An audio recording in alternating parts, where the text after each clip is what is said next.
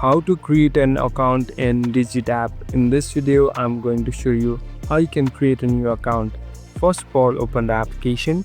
Now here you'll be able to see two different options, mobile number and email. So here I'm tapping on email.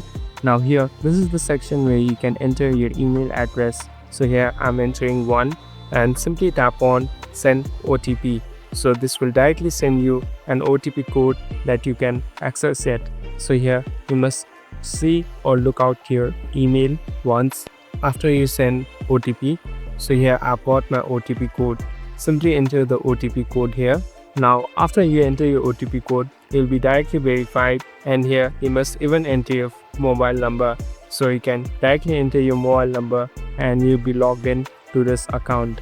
Thank you for watching this video. I hope this video will help you.